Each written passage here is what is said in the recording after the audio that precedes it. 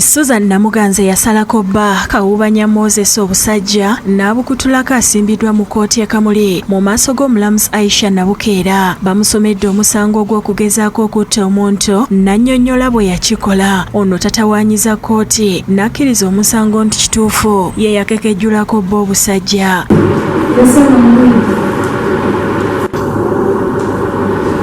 Omulamuzi Nabukeera amulagidde okudda enkya mu kkooti nga bamufunidde pulida wa gavumenti agenda okumuyambako mu lulimi lwa kkooti ng'awoza omusango guno.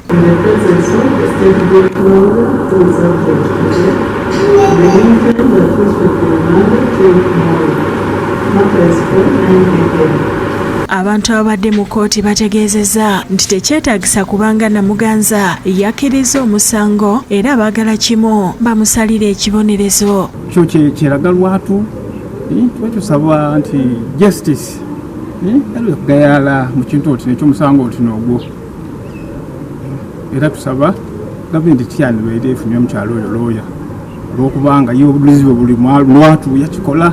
Ayi kyandibaire nti nga bwakkiriza omusango yandibaire nga omulamuzi atuyamba omusango guno yakusaba bwenkanya oli yena yasobola okufuna ku bwoki akalembereza yamanya nti yes sandi kituufu yayiza omusango tibona nsonga lwaki yeetaagisa looya bamusale busalire ekibonerezo ekimujjamu kubanga looya era alina nakola kikubuzaabuza abasi kubanga ensonga enkulu yeene yakibonereza omusango yakola agwidi kijjawo looya kyanayongera ku kindi kubanga yasala kuyiba obusolo yaikiriza gavumenti niyene buyinza niyene mateeka ebone ekyesalira omukazi emuwa ekibonerezo ekimujjamu.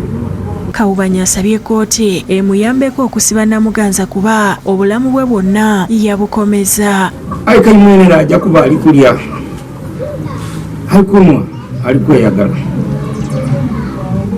ayenze kayi bino omutalano gw'okwerabirira nze mwene n'okulabirira abaana. Agamba ayagala bwenkanya kuba buli waatunula ku kiwundo alowooza ku bwagenda okubeera obulamu bwe bwonna. Gavumenti mwena ayamba nze okuza abaana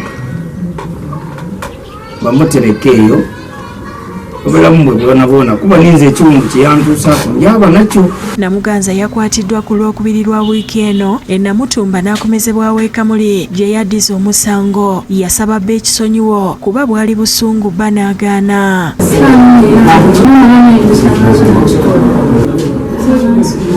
Mirembe yali mukazi wange yataka ali mukazi kubambaire mubalira mu bafwera. Nathan Sengoba yakusakidde eggulire lino ku Rabukedde TV.